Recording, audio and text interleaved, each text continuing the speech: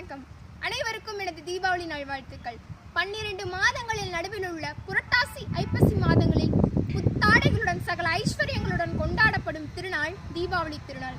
கொடிய அசுரன் நரகாசுரனை கொலைகளப்படுத்தி கொண்டாடிய கொண்டாட்ட நாளே தீபாவளி திருநாள்.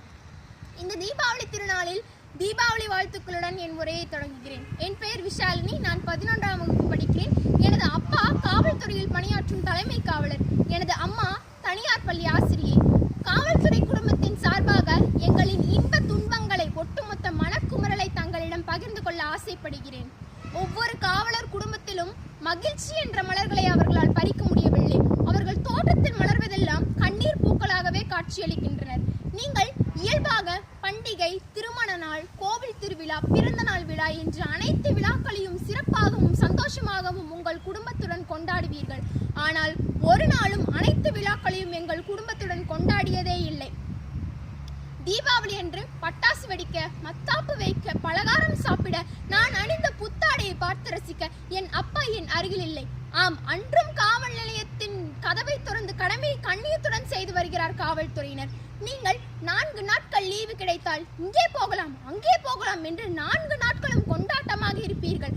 ஆனால் எங்களுக்கு 4 மணி நேரம் கிடைத்தால் எங்கள் அப்பா என்னுடன் இருந்தால் எனக்கு இமயமலையை தொட்ட பூரிப்பு.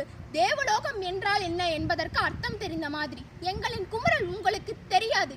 எங்களின் வலி வேதனை உங்களுக்கு புரியாது. மனிதர்கள் தூங்கிய பிறகும் வானத்தில் விளக்கெறிவது மரங்களுக்காக, மனிதர்கள் தூங்கிய பிறகும் காவல் நிலையத்தில் விளக்கெறிவது மக்களுக்காக. வாரத்திற்கு 7 நாட்கள், 7 நாட்களும் சலிக்காமல் இரவு பகல் என்று வேலை பார்க்கிறார்கள். போலீசாரின் இரவு பணியை பார்த்து இரவே கண்களாய் மாறி கண்ணீர் சிந்துகிறது பாருங்கள்.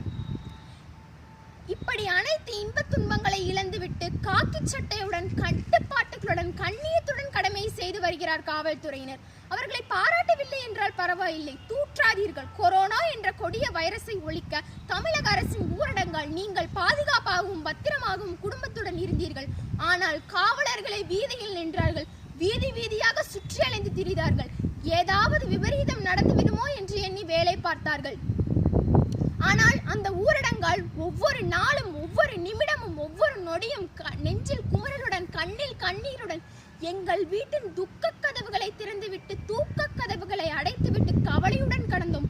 ஆனால் நீங்கள் எங்கேயோ ஒரு போலீசார் தவறு செய்தால் ஒட்டுமொத்த போலீசாரையும் ஒத்த வார்த்தையில் போலீசார் மோசம், லஞ்சம் வாங்கிறார் என்று கூறுகிறீர்கள். நான் கேட்கிறேன், எங்கேயோ ஒரு பெண் அல்லது ஆண் தவறு செய்தால் அந்த தாய்மையே குறை கூறுவீர்களா? கிடையாது தானே. அப்படி இருக்க எப்படி நீங்கள் ஒரு போலீசார் தவறு செய்தால் ஒட்டுமொத்த காவல்துறையும் மோசம் என்று கூறுவது தவறில்லையா? உங்களுக்கு தெரியும், இன்று நீதி நிற்பதற்கு காவல் நிலையத்தின் நிழலைத்தான் தேடுகிறது. எல்லா துறையிலும் நல்லவர் கெட்டவர் என்று உள்ளனர். கெட்டவரை வைத்து அந்த துறையே மோசம் என்று கூறாதீர்கள். போலீசார் கூறுகிறார், காலத்திற்கு காலம் எங்கள் உடை கனமாகி வருகிறது என்கிறார். அவர்களின் வேலைப்பளு அதிகமாகி வருகிறது என்பதுதான் அர்த்தம். சண்டைகளையும் சங்கடங்களையும் சாமானியனாக எதிர்த்து வாழ்ந்து வருபவர் போலீசார்கள். அவர்களை பாராட்டுங்கள். நன்றி. எனது மானுட வாழ்க்கையில் போலீசாருக்கு, காக்கி சட்டைக்கு என் கண்ணியத்தை சமர்ப்பிக்கிறேன். காவல்துறைக்கு என் நன்றிகளை சமர்ப்பிக்கிறேன். புரட்சி ஓங்கட்டும், புத்துணர்வு பெருகட்டும், புதுவாழ்வு பெருகட்டும். நன்றி.